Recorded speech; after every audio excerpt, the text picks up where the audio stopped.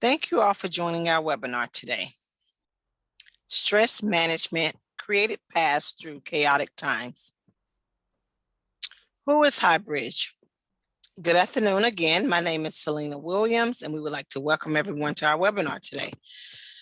I am the program manager for Highbridge Solutions. As many of you know, Highbridge Solutions is Georgia's health IT center, and we have been assisting clinicians across the state of Georgia with federal and state incentive programs that promote interoperability through successful use of EHR technology. We are located on the campus of Morehouse School of Medicine within National Center for Primary Care. Our executive director is Carmen Hughes, and our executive medical director is Dr. Dominique Mack. Today's webinar objectives are: identify how our feelings, thinking, and sensing brain processes stress, increase awareness to the feeling reactors that may cause stress on our bodies, review tools used to calm the brain, help the body heal, and harness energy to assess created gifts. Our presenter today is Lilli Lindbeck.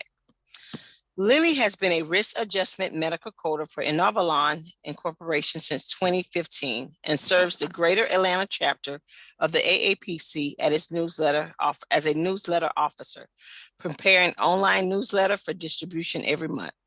Before receiving her medical coding certification, she earned a law degree and a theology degree. As an employment lawyer, she conducted seminars for 63 national and regional human resources associations throughout the Southeast. Later, as a human resource professional, she prepared online webinars and recorded HR training modules. In 2019, she added another credential, that of an author, having written and self-published a murder mystery based on actual events in her own life that can be found on Amazon entitled Against the Black. I will now turn it over to Lilli for our presentation. Good morning, and thank you for the opportunity to be with you virtually today. Before I start, I want those who are physically able to just stand up where you are. Otherwise, you can definitely do this exercise seated. We're going to ground ourselves before we begin today. Your feet ground you to Mother Earth. Now, on the count of 5, I want you to take a breath in, a deep breath, and raise your arms up to Father Sky. 1, 2, 3, 4, 5. Hold your breath. Hold it there for just a minute. Reach up to Father Sky. Release your breath as you lower your arms. 1, 2, 3, 4, 5. If you are standing, now you can sit. Now we're all grounded physically. Next, I want to ground us culturally. We are in the United States, and all the land in the United States is stolen land, stolen from the tribal peoples who lived here. Atlanta belonged to the Muskogee Creek Nations. Much of our country was built by slave labor. We continue to benefit from slave labor even today. Now we're grounded culturally. A bit of housekeeping next. Selena will read the questions in the chat, so enter your questions as I go in the chat. I can't see the chat, but enter them, and Selena will read them at the end. Don't worry if I dash through a slide. Remember, you're getting the PDF of all of this, and also it'll be on YouTube through Selena's organization. So you don't have to worry about taking notes or, skipping a slide. It's fine. I'm just trying to keep our time limit respected. I want to acknowledge and thank the master storyteller, Michael Mead, for the concepts I'll be discussing today, including threshold and creative paths. Now, the presentation today may challenge your thinking and may even bring up some discomfort. I encourage you to sit with it, stay with it, lean into it. I think you'll find the first step of managing stress is overcoming your resistance to the fact of stress. Now, the program today, of course, is designed for adults, but please remember, children and teens are on this threshold as well. We have a boom in suicide rates right now. Please remember, they're experiencing the same stress, so if you have young people in your life, please be thinking about how you can share some of these tools with them as well. Let's get started. Where are we? My goodness. We're at a strange place we've never been before. We're in a middle space, a liminal space, on the threshold. We have seen things we thought we believed in, even knew, crumble into illusion like a house of cards. We're standing on new realizations based on seeing our world, family, friends, and fellow citizens through a clearer but often uncomfortable and challenging lens. We've been watching social, economic, and healthcare injustice, the environmental crisis, mass shootings, failures in our judicial system, job loss, housing instability, isolation during the pandemic, hostility within our communities. So, we're balanced precariously now between the ground we thought was solid but has crumbled. It was where we thought we were safe and certain, but it wasn't. And now we're balanced between that and where we're going. We can't see that yet. So everything is uncertain. Collectively, we're living in an unparalleled moment of uncertainty in the history of our country and in our individual lives. You can see in the visual to the left of the screen that we're standing on a sort of island with a chasm to the left of us and only a dashed line of a road ahead that has yet to be built on the right. The world we thought we had is ending. It's crumbled. So many people didn't think about living on stolen land or benefiting from slave labor, didn't think about systemic racism in our institutions, from land use to policing, how slavery still exists for the incarcerated, how algorithms in artificial intelligence operate with implicit race and sex-based bias. Think about how our schools have completely omitted the true history of Native Americans, Blacks, and other people of color. Didn't imagine our industry and lifestyle would be causing the 6th mass extinction of species on our planet, as well as radical climate change with the UN issuing a code red warning for the planet. Imagine a virus in our country killing 1 million people, causing uncounted long-term sequelae in others, and divide our country between those focused on public health and those absorbed in individual rights. And think about healthcare inequity. Didn't imagine watching a battle between authoritarianism and democracy in our own country. Fake news, voter suppression, gerrymandering, all on our soil, in addition to the Ukraine. Going back, well, that's not an option. The ground we stood on's crumbled. There's a collective loss of our old world view, our confidence in our institutions, our sense of security and certainty, but we can't see a bridge to take us onward. So we've got collective anxiety, not knowing what the future holds. Two sides of all the issues have led to the threshold. But until we forge a third way of approaching each issue, a creative path forward, we're going to remain stuck. Only creative paths, only imagination will permit us to envision a new worldview, a new sustainable society, and build a bridge forward from the threshold. Collectively, this is a threshold of change. Change brings stress. Individually, we're also in an unprecedented time, and this is critical to understand. Amid COVID, social injustice, climate change, all of this, there are such losses physically, mental health, job, career, finance, friends, family, community, communication. When the way forward is not clear, some stay in stillness, some look backward, but others rise up. For many, the threshold has brought a new sense of community, a new calling to be an agent of change, part of new movements, new personal growth. But no matter where you are individually, we're at a threshold of change. Change brings stress. Now, remember, we're at the end of an era, but things fall apart in order to renew, reorganize, revitalize, form a new unity. Think of nature. After every winter comes a spring. Fallen trees provide food for new life. It is a cycle of life, death, and renewal.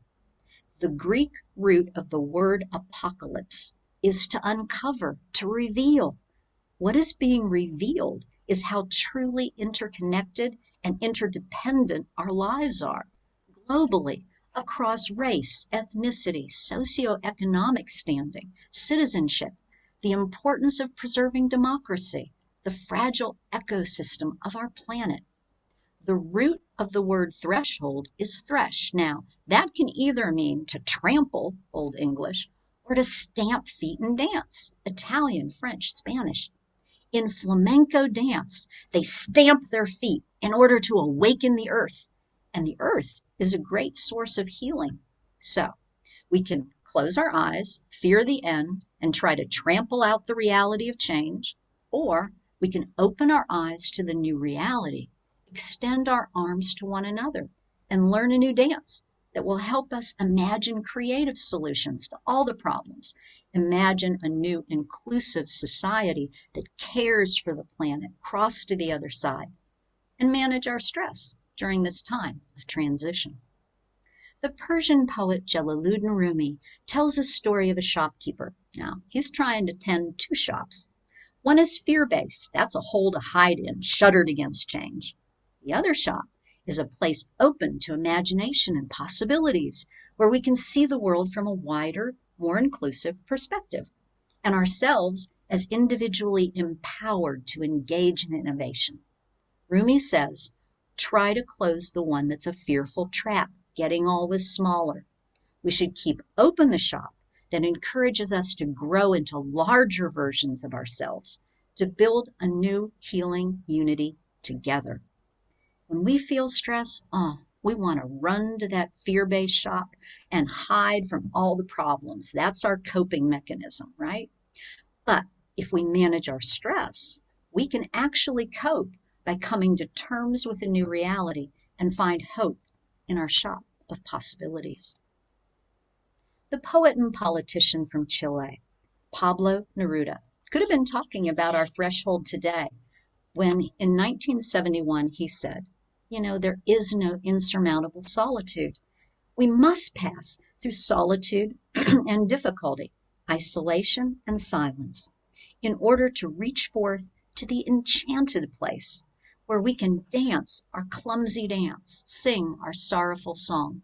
But this dance, this song, fulfills the awareness of being human and believing in a common destiny. It is in silence and solitude that we can listen for our gifts. An example of the creative path is the Black Lives Matter movement, right? Born in solitude and difficulty. It was a sorrowful song that brought awareness of being human to our country and a vision of common destiny. Now, to get started, it's essential that we begin with a common definition of stress. Stress is defined by the American Institute of Stress as the gap between the demands made upon us and our capacity to meet those demands. And in the visual to the left, you'll see demands, right? And then the capacity, and you can imagine us stretched in between.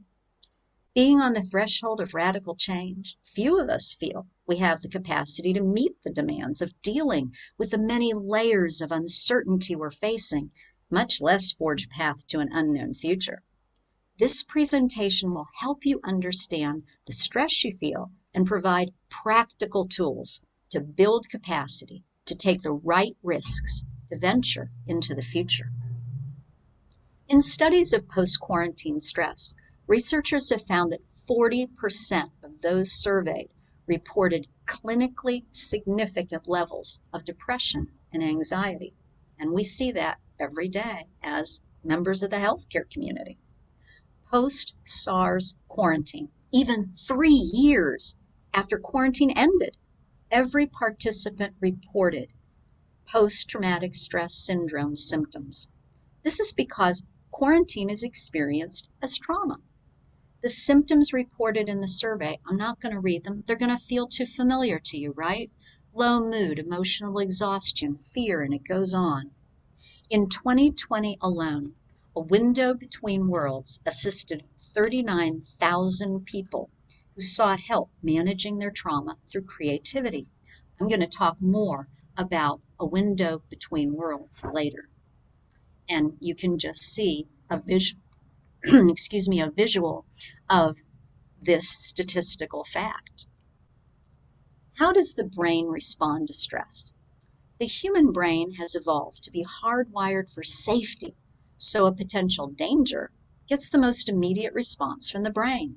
The brain has 3 levels: sensing, feeling, and thinking. Sensing, that's the fastest. When you see stories of racism, COVID, climate change, the brain instantly senses danger on an unconscious level. This requires no feeling, no thought. The brain can also sense danger from someone else's fear and anxiety. And that's why stress is considered contagious. The brain sends instant signals to the rest of the body to prepare to run or fight in times of danger. Breath, blood pressure, heart rate increase. Digestion shuts down.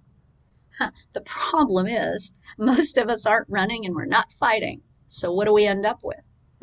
We end up not being able to sleep, feeling wired with an upset stomach and exhausted. Our bodies were busy preparing for action. Long-term exposure to stress can lead to serious health problems because cardiovascular, respiratory, and digestive systems, they're under constant stress.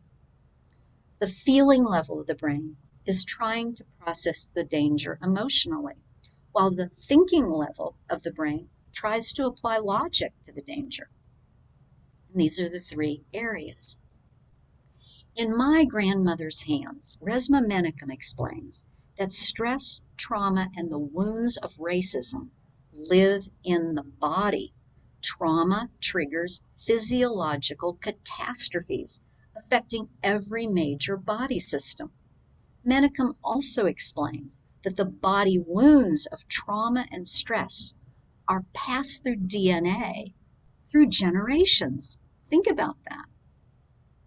Another practitioner of somatic experience is Bessel van der Kolk. He explores this in The Body Keeps the Score, Brain, Mind, and Body in the Healing of Trauma.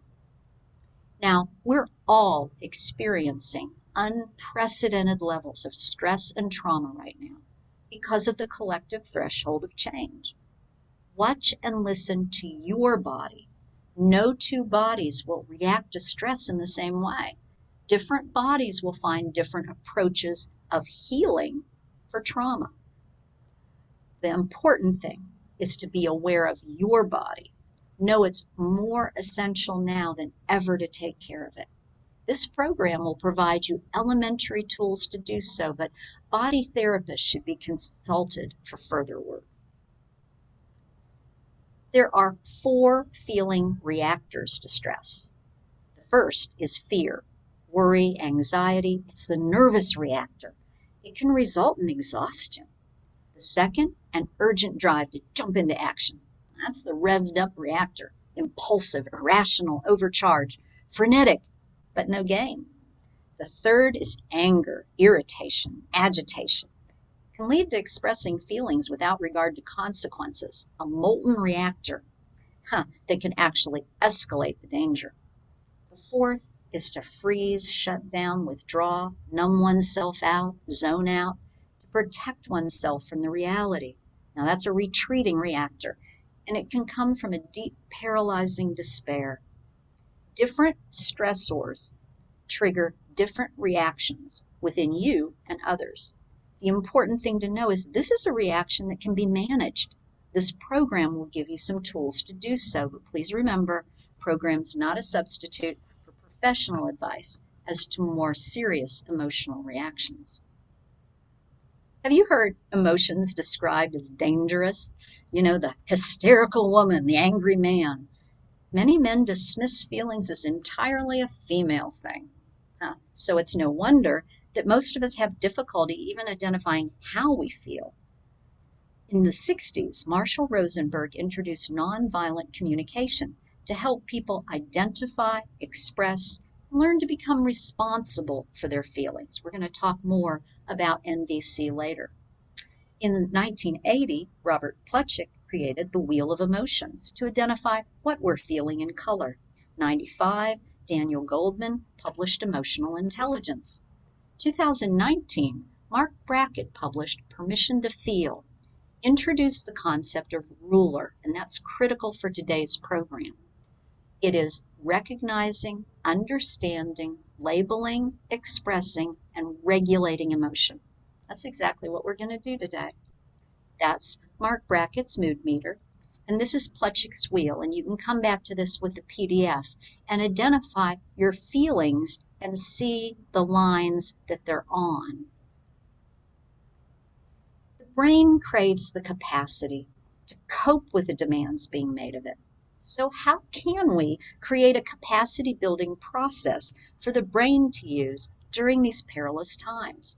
Well, the remainder of this program will offer 14 tools for you to use to build internal capacity, calm your brain, effectively counter the brain's sense of danger. At the same time, these tools calm the feeling brain, focusing emotional energy on healing, and monitor your emotions to determine how best to attend to the body and the brain to regulate them. Now, of course, there's no cookie cutter approach because different situations trigger different reactor types, prior childhood and adult experiences influence your response to stress. The best approach is to listen to the different tools, see which ones resonate most with you, then try them. Of course, none of these tools is a replacement for professional therapy or counseling. The first tool, of course, is breath. Breath has certainly become a rallying cry in our country. I can't breathe. Here, we will harness it as a powerful tool to calm the brain and turn off its sense of danger, not to be blind to the danger, but rather to restore calm, to approach the danger in a more healthy way. Remember, we began today by grounding ourselves physically to earth and sky through breath. You can do that simple exercise in the morning or any time you need it. But now we're going to focus on a specific, intentional, situational use of breath. Every part of our body has a rhythm, from circadian rhythm and hormonal cycles to the rhythmic waves of tiny cilia. But when danger is sensed, the body's rhythm is interrupted and changed. So the goal is to trick the brain back into a natural rhythm.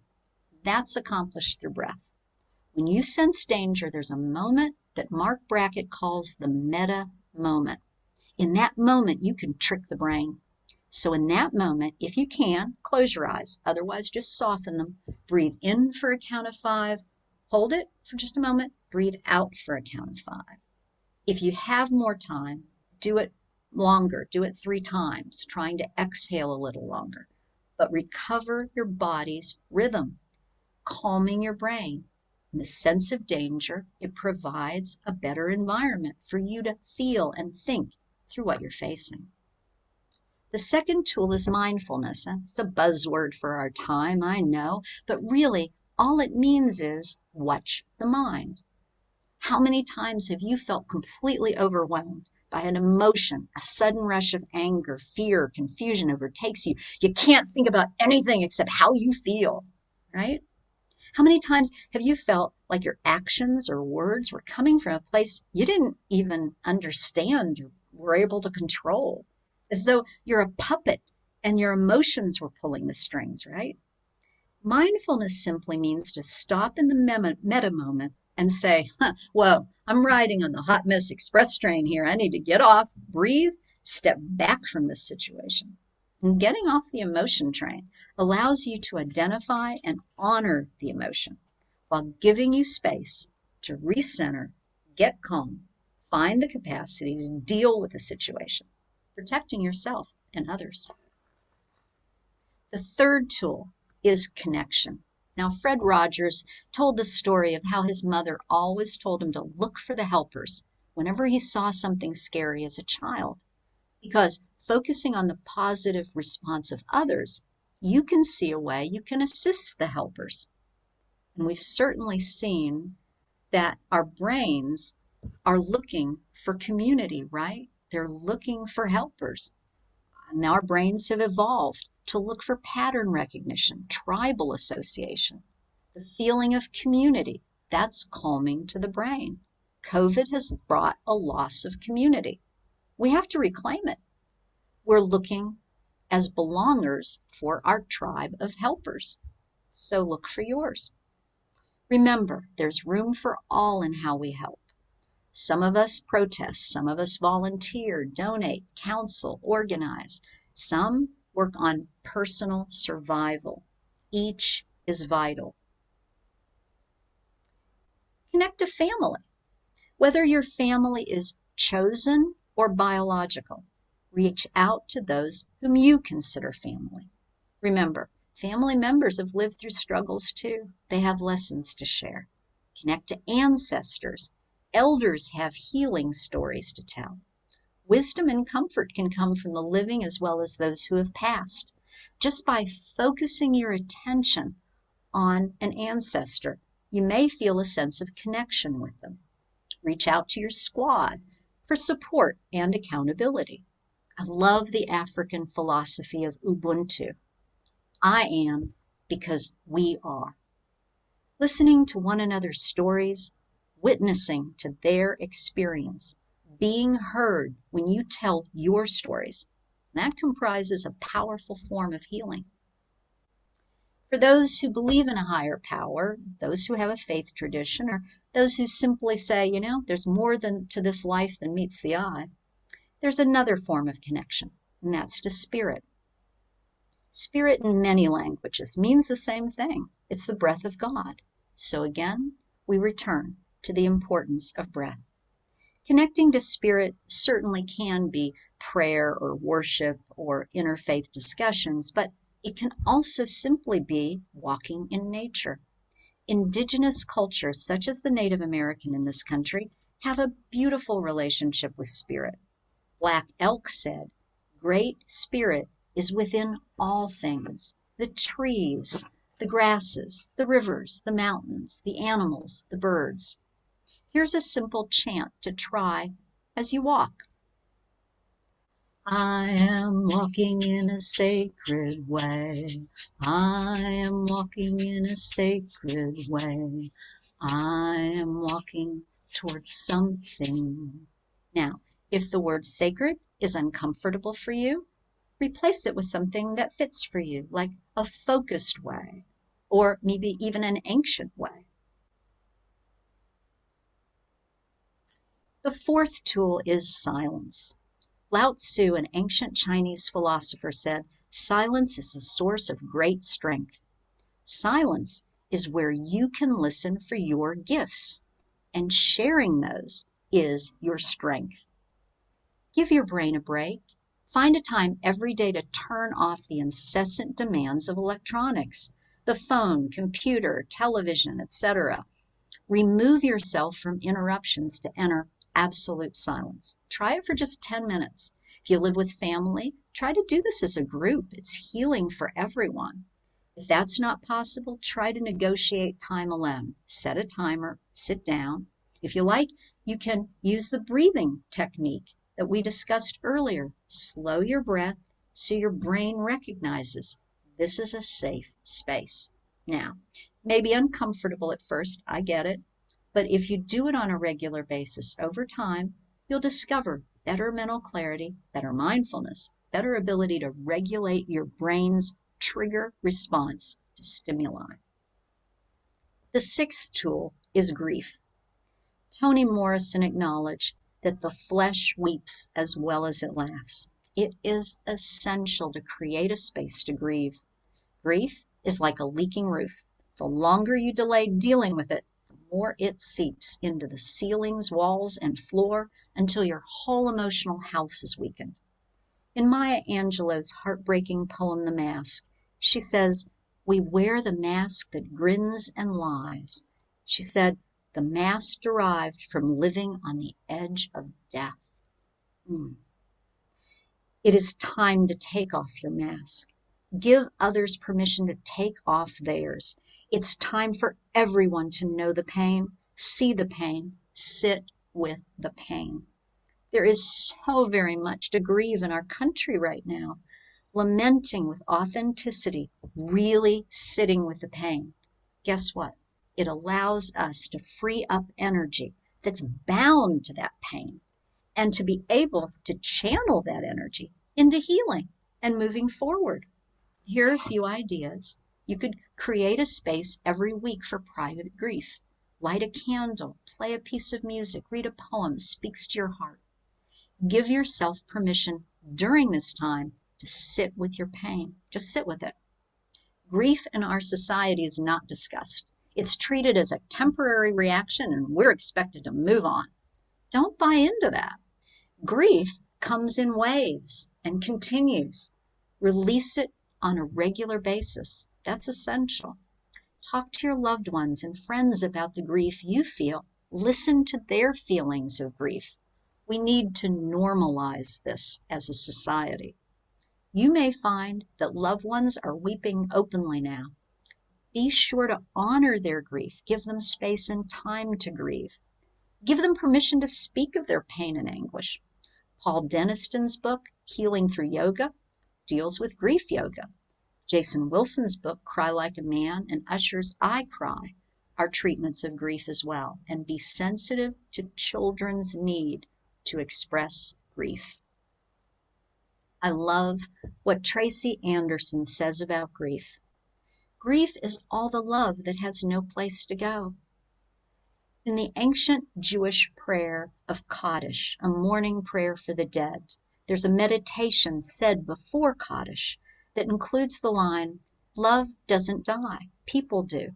So, when all that's left of me is love, give me away."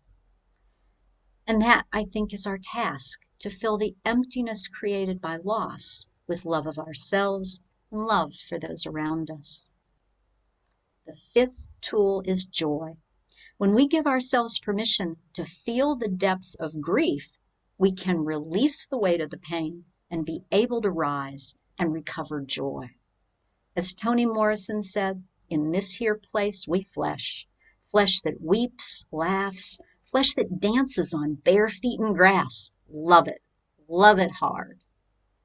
I know it can be a challenge to create a space for joy amid terrible hardship, but that is exactly the time that our brain hungers for the healing power of humor, laughter, and joy.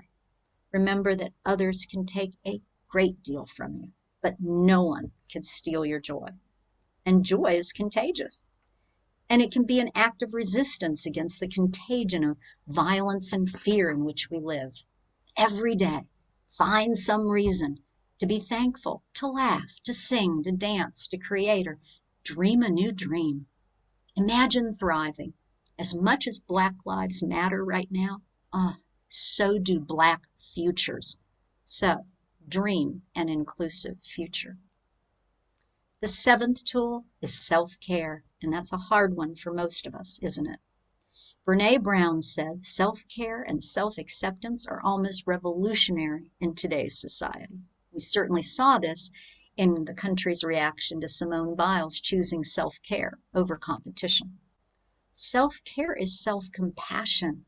Be kind to yourself. Tend to your inner and outer needs just as you would tend to the needs of someone else. Watch your self-talk. A single word has the power to influence the expression of genes that regulate physical and emotional stress. Remember, self-compassion to you, what is self-compassion to you is not self-compassion to someone else. So be very careful. Don't assume that what you find to be self-care is what someone else needs. Take an honest assessment of what you need. You can use the audit checklist on the next slide to get started. I'm not going to go through this, but please take some time with this when you get your PDF. The eighth tool is a personal mission statement. Does that surprise you? Many of us work for companies that have a mission statement, but have you considered creating one of your own? What would it say? Creating a mission statement provides a sense of certainty that's calming in stressful times because you can easily identify what it is about a person, situation, or organization that's not aligned with your values and your purpose. Then you can identify the actions you could take to draw healthy boundaries and support your mission. It will also help you chart your road ahead from the threshold. It will help you remember, sorry about that, it'll help you remember your gifts. And those gifts are your genius, and it is your path forward. The ninth tool is boundary setting, and that's also a hard one for all of us. Boundaries can be physical or psychological. In this time of COVID, we have had to find courage, haven't we, to enforce social distancing around us, as well as the courage to enforce psychological distancing from those whose views violate our values. We've also had to enforce boundaries in social media by unfriending and unfollowing those who violate our values. There is grief in that as well, in the struggle to set and maintain healthy boundaries.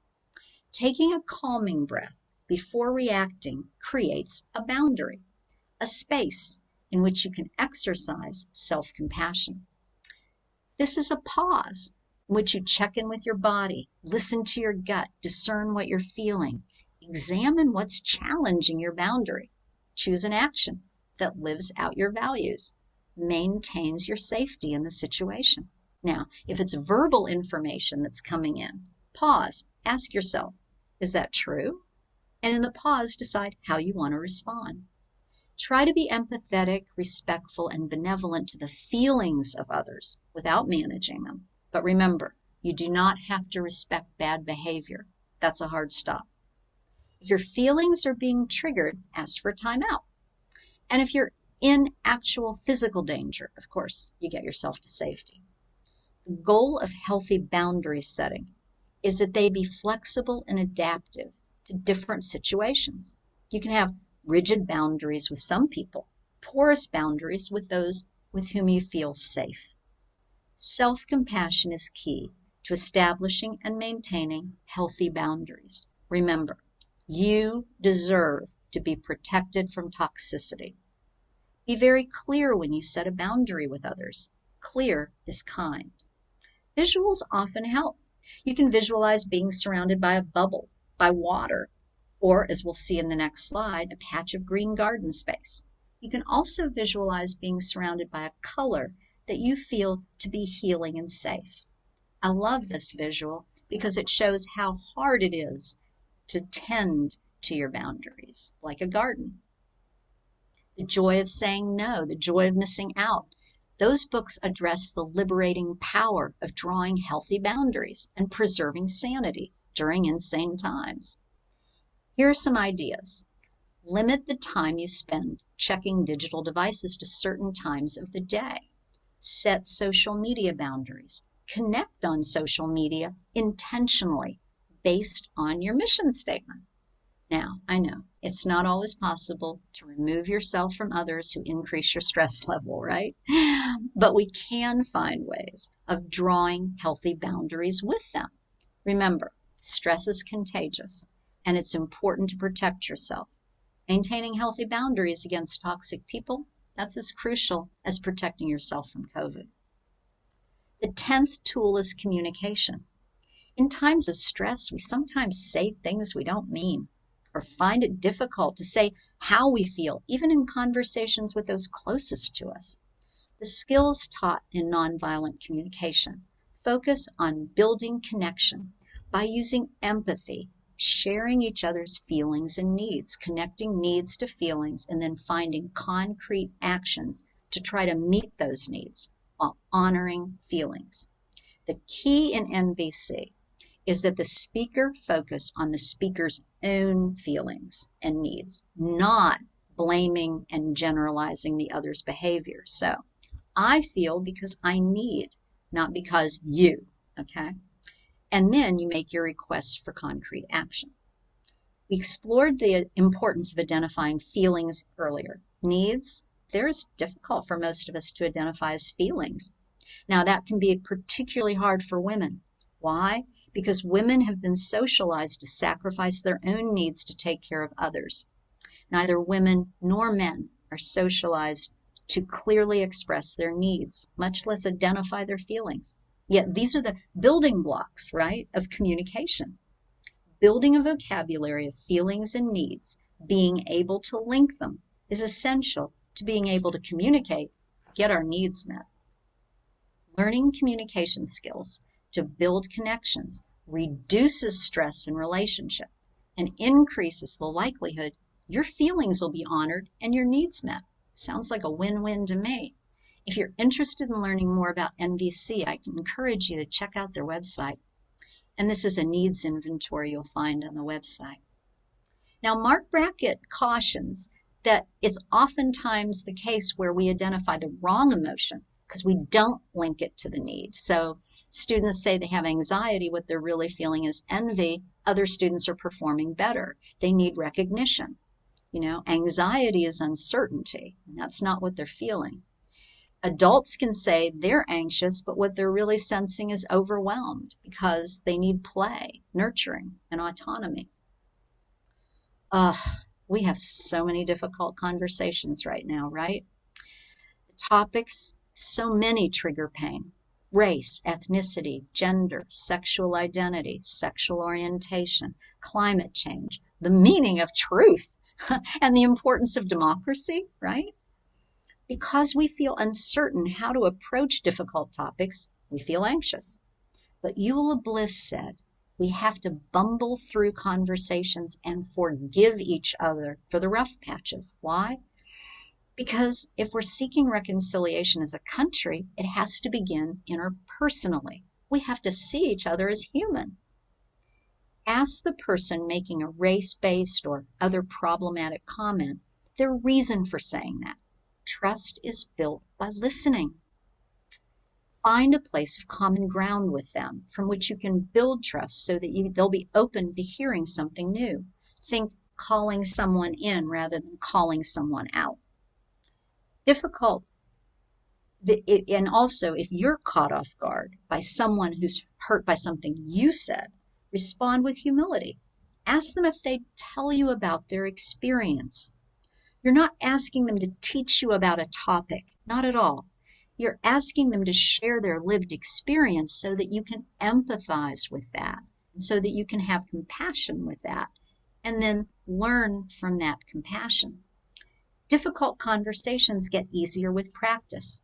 On the topic of race, you could seek out discussion groups about systemic racism and the history of racism. You can include books on racism in your book club. There's a suggestive reading list. I'm going to go through that at the end of this. I'm just going to show you what it looks like. It's going to be in your PDF. But I encourage you to explore this on your own also. And especially in the reading list, check out Heather McGee's The Sum of Us. It's an eye-opening perspective of racism's sweeping economic impact on each of us. Conversations about COVID, they're difficult too now, right? Most of us don't know how to begin, or we feel anxious. But as members of the healthcare community, we have a role to play in encouraging everyone to be vaccinated. That's the only way we're going to end this virus in our country.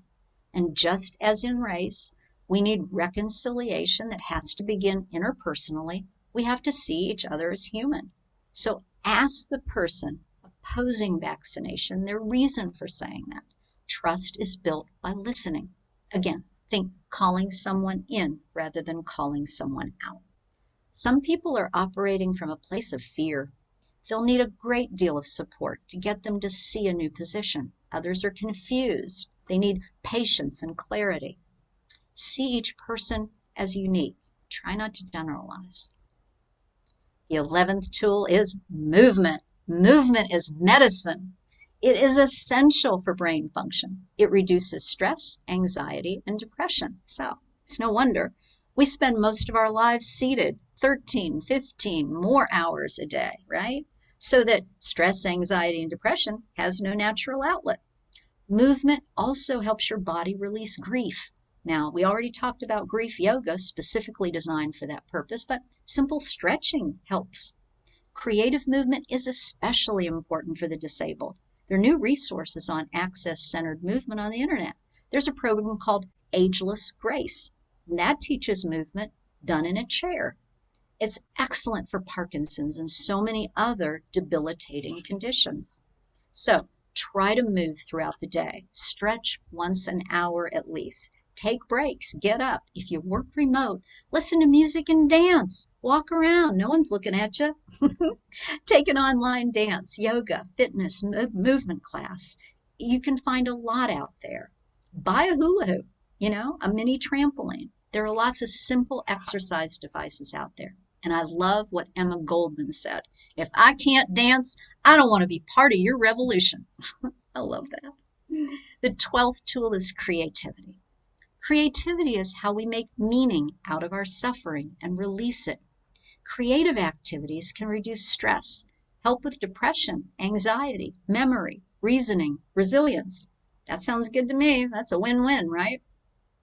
I get it. If just the idea of art causes you stress, remember, process, not the product that we're talking about here. So find a creative outlet that fits you. A Window Between Worlds offers survivors of trauma the opportunity to draw, sculpt, paint, collage, and more as a means of giving expression to their pain and healing their grief. Now, the website that I'm listing here on your PDF is new. It no longer offers the specific PDFs that I'm going to show. I want you to check out the new page, but if you want the PDFs from the old web page, you can email me, and my email's in this as well. On the lotus flower, which grows in the mud and overcomes difficulty to blossom, you write your challenges that you overcame and reclaim your strength.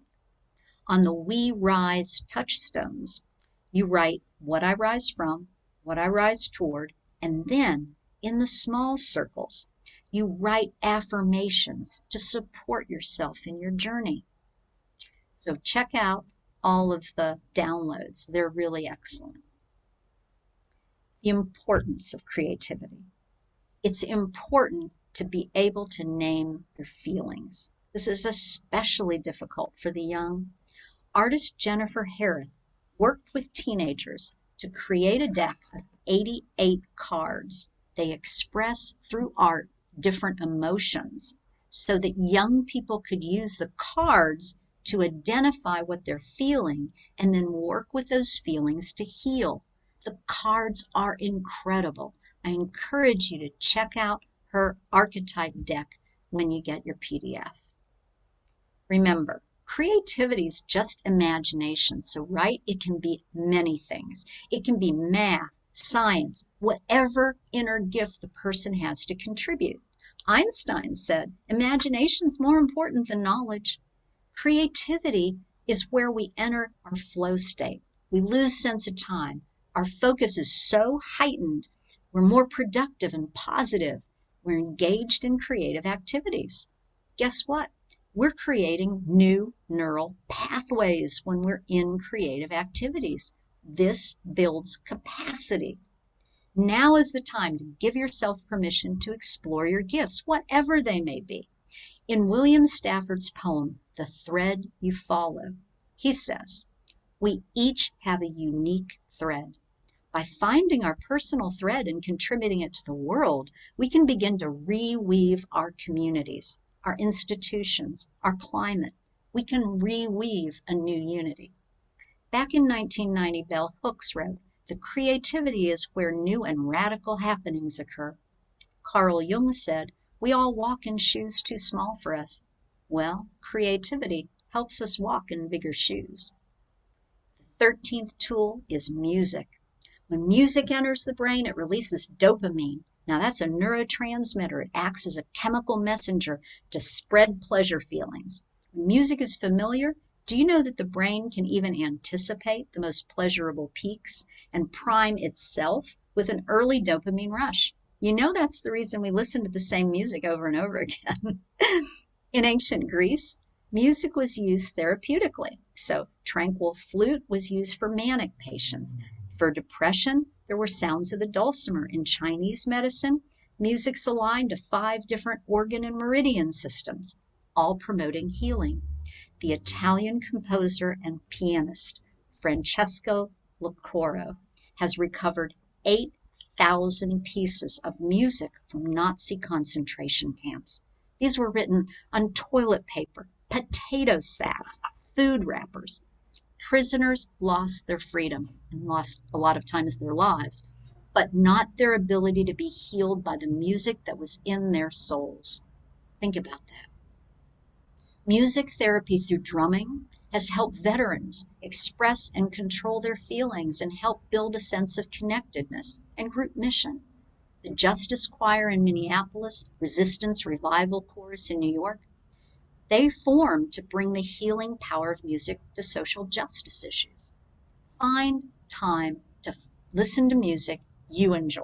Everybody's different. If possible, experiment with playing a musical instrument yourself. You heard my shaker, hopefully. And remember, the goal here is not to become an accomplished musician, right? It's to spread pleasure feelings. Now, the 14th tool brings all the other tools into a pattern. In Hebrew scripture, there's a passage of Ecclesiastes that states, "There's a time for everything and a season for every activity under heaven." This was the basis for the song Turn, Turn, Turn by Pete Seeger. One technique you may want to explore is to divide the week into days for each activity. And this slide gives an example. You'll notice that the last bullet point is a time to rest. And I just want to make one more mention of resting here. I love what Wayne Muller says about rest.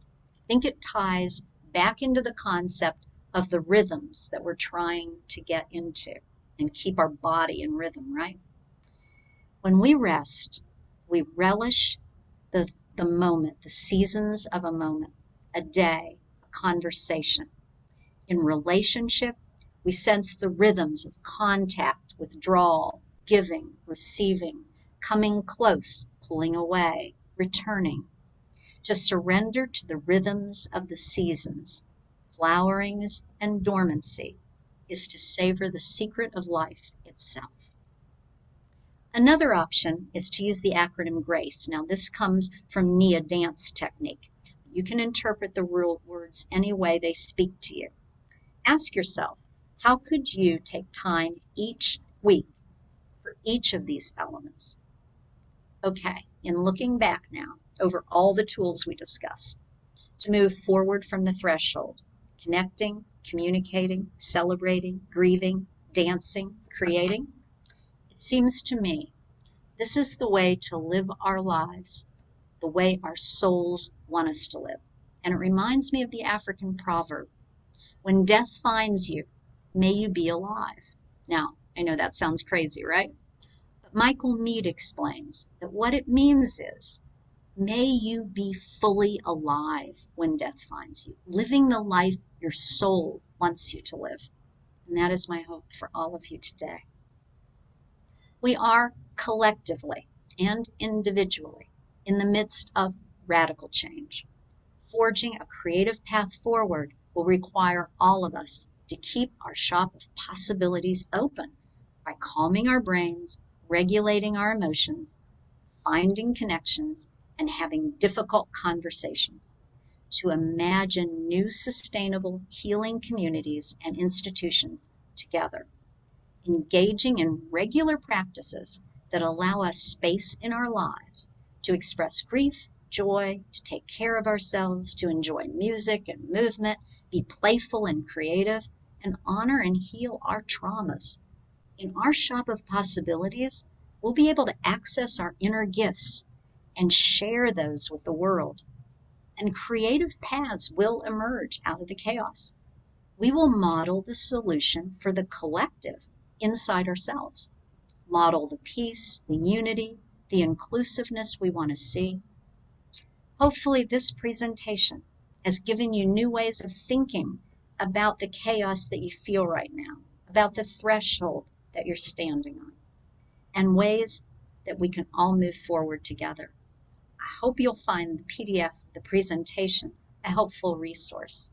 And now I'm just going to show you where my email is in the presentation. And I'm also going to show you the reading list. And it's extensive. Don't be put off by that. The goal is just to find something that speaks to you. And I particularly want to highlight in the T's, the sum of us, what racism costs everyone and how we prosper together. I just found that book very powerful. So Selena, thank you again for this opportunity to be with you virtually today. And I'm going to stop sharing. And if anyone has questions, we can open it up if they've put it in the chat. Thank you. Thank you so much, Lilli, for that wonderful presentation. Hopefully, you all can take this presentation and use these tools in your everyday life, professional or personal life. They're very helpful, and I really appreciate it. Do we have any questions? I don't think there's any questions in the chat. If someone has any questions, you can raise your hand. As Lilli mentioned, this presentation will be available. I will send the presentation out after the webinar today, and also the final webinar presentation will be available on our website and on YouTube. So just to share a little information with you, our continuing education opportunities. We partner with 4Med Plus online continuing education. It's designed to meet the needs of busy healthcare industry professionals by providing its members with discounted training, continuing education, and professional development opportunities. Training is approved for RNs, LPNs, physicians, physician assistants, clinical providers, consultants, managers, technology professionals, veterinarians, and others. Our website is below. Again, this information will be disseminated to you after the presentation. If you have any questions or any feedback, any concerns, you can reach myself or Phoebe Nams. We're both the program managers here at Hybrid Solutions. Again, we appreciate you taking time out your busy schedules to attend our webinar today. Have a great day. And thanks again, Lilli. Thank you.